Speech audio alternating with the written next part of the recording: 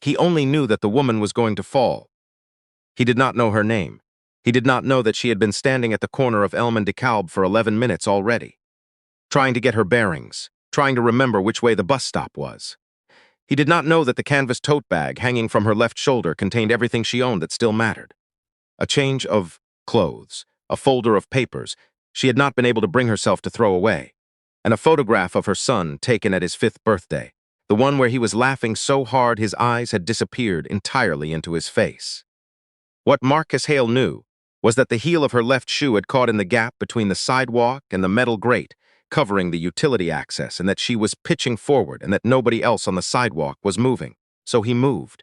He was 58 years old and had not moved quickly toward anything in a long time, but he moved then. He caught her by the elbow, both hands firm, and she steadied, and for a moment neither of them said anything. The wind came down DeKalb the way it always did in November in Cincinnati, low and mean and smelling faintly of the river. "I've got you," he said. "You're all right."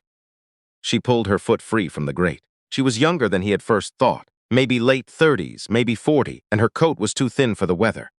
She had the look of someone who had been carrying something heavy for a very long time. "Thank you," she said. She straightened her bag on her shoulder. I wasn't paying attention. "The grates on this block have been a problem for years," Marcus said. "The city keeps saying they'll fix them." She nodded as if she was only half listening, and he understood that she was embarrassed. He let go of her elbow and took a small step back, giving her the space to collect herself without an audience. She collected herself. Then she looked at him, and something in her face shifted.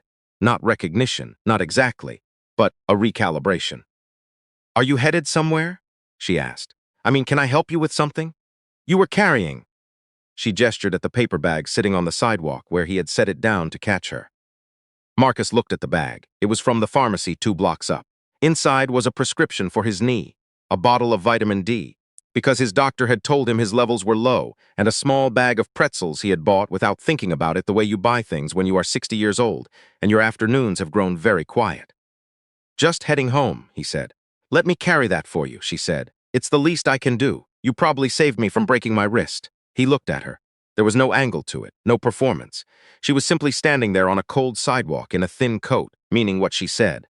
"It's not heavy," he said. "I know," she said. "But I'd like to." He handed her the bag. Her name, she told him as they walked, was Diane Marsh. She had come from Indianapolis 3 weeks ago. She said it the way people say things they have rehearsed without meaning to.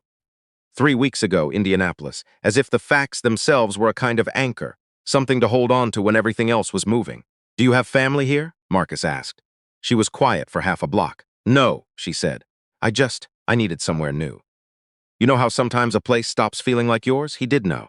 He had known a version of that feeling himself, though his version had come with a corner office on the 14th floor and a parking spot with his name on it, and those things had made it easier to ignore for a long time. "What do you do?" he asked. Not intrusively, just conversationally, the way you ask when you are walking with someone and the silence needs company. "I was a paralegal," she said. "For about 12 years. I'm looking." She said the last word carefully, like it was a splinter she was trying not to push deeper. "Looking is hard," Marcus said. "It's harder when you don't have an address," she said. And then she stopped, and he understood that she had not meant to say that. She had been holding it, and it had come loose. She looked straight ahead, chin up, the way people do when they have said something they cannot take back and have decided not to try. Marcus kept walking. He did not look at her with pity. He had learned, somewhere along the way, or maybe he had always known, that pity was not what people needed. What they needed was for you to keep walking beside them as if nothing had changed, because for you nothing had. "There's a shelter on Vine that's supposed to be decent," he said, after a moment. "I know," she said. "I've been there."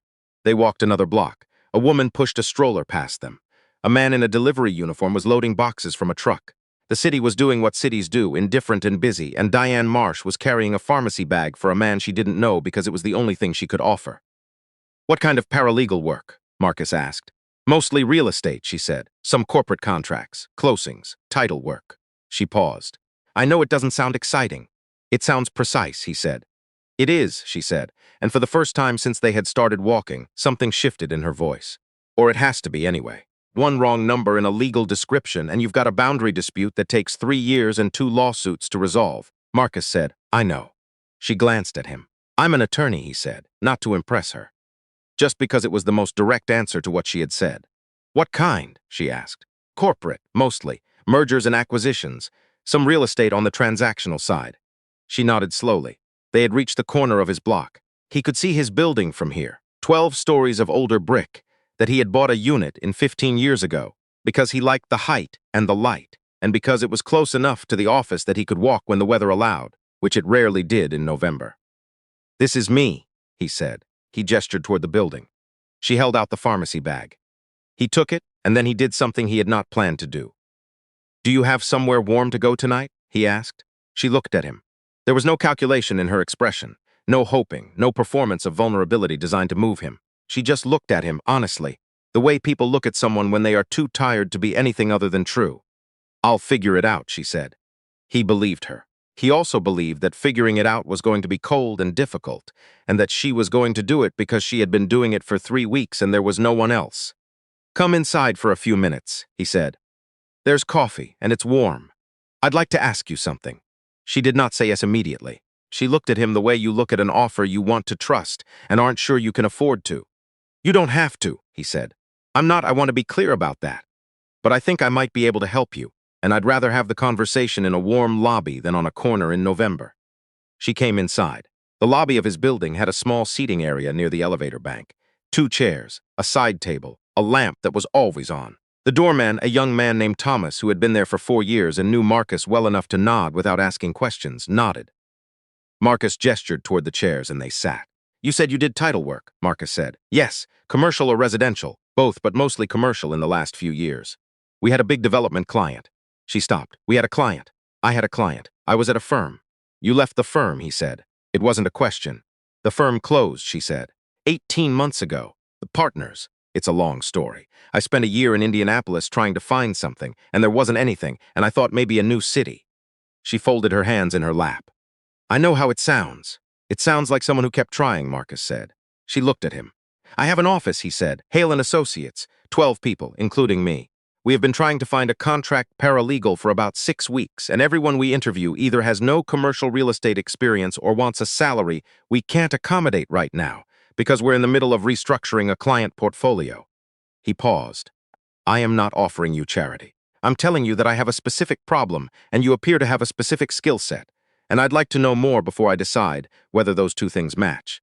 She was very still. "Why are you telling me this?" she asked. "Because you carried my bag," he said. "And before that, because you tried to carry your bag and everything inside it, and you were doing it in a coat that isn't right for this weather. On a sidewalk in a city where you don't know anyone," he paused. "I have been around people my entire career who do things because of what they stand to gain. You offered to carry my bag because it was the honest and decent thing to do, and you didn't know me from anyone. That is not nothing." She did not say anything for a long moment. Then she said, "I have my credentials. I have references. 2 of the partners from my old firm and a title company in Indianapolis. I have everything in a folder." She touched the strap of her tote bag without opening it. "I always carry it. I keep thinking I'll need it, and then the day ends and I haven't found anywhere to leave it." "What's your background with commercial closings?" Marcus asked, and she told him. She spoke with the quiet precision of someone who actually knew what they were talking about. Not performing competence, not overselling, just answering the question. She told him about the largest transaction she had coordinated, a mixed-use development in downtown Indianapolis that had involved 4 separate entities and a title chain that went back to 1902. She told him about the error she had caught in a deed of trust 3 hours before a closing that would have created a senior lien problem. She told him about the software she used and the software she had learned on and the distinction between the 2. He listened without interrupting. He had interviewed a great many people over the years. He knew the difference between someone who knew something and someone who knew how to sound like they did. She knew something. When she was finished, he said, "What are you asking for, salary-wise?" She named a number. It was reasonable, lower than he would have expected, and he understood that she had lowered it herself, preemptively, because she had learned to do that. "That's too low," he said. She blinked. "I'll offer you 15% above that," he said. "If you come in Monday and the references check out, and you can show me the kind of work you described, we can talk about converting to permanent. But I won't start you below market because you're in a difficult position. That's not how I run my office." She looked at him for a long time. Not gratefully, not desperately, just steadily, like someone who was trying to take an accurate measurement of something. "You don't know me," she said. "I know enough," he said, "and I'll know more by Monday." "Why are you doing this?" she asked again. He was quiet for a moment. He thought about his wife, who had died 6 years ago. He thought about the period after, the 2 years when he had kept the office running on habit and obligations, while something in him had gone very dark and very quiet. He thought about the client who had referred him a piece of work that required him to actually think again, and the way that had felt like a window opening. He thought about the fact that he had been walking home from the pharmacy with vitamin D and knee medication and pretzels, and the afternoon had been the kind of afternoon that was exactly like every other afternoon, and then it hadn't been. "I believe in being useful," he said, "and I think you're someone who could use a specific kind of help that I happen to be able to give." He stood. "My card, my direct number is on the back. Call me tomorrow so I can have my office manager pull together what we'll need for onboarding." And tonight, he reached into his coat pocket. He kept a card there for the Vine Street shelter. He had served on their advisory board for 3 years, and the director was a woman named Ruth who answered her cell after hours. He wrote Ruth's name on the back of his own card. "Tell them Marcus Hale sent you. They'll have a room." She took both cards. She looked at them for a moment. "Mr. Hale," she said. "Marcus," he said. She looked up. "Marcus." She said it carefully, like she was learning the weight of it. "Thank you. Call tomorrow," he said, "before noon." She called at 9:47 the next morning. He knew because he was already in the office and had been for an hour, and he looked at his phone when it rang and felt something he had not felt in a while. Not quite anticipation, but something adjacent to it. The small forward lean of a day that might mean something. She came in Monday. The references were what she had said they would be. The work sample she brought, 3 annotated closing packages from her time in Indianapolis, was meticulous and clear. His office manager, who had been with him for 9 years and did not impress easily, looked at the packages and said, "Where did you find her?" "On DeKalb," Marcus said. "The grates on that block are a hazard," his office manager said. "I've been saying for years." Diane Marsh started the following Monday.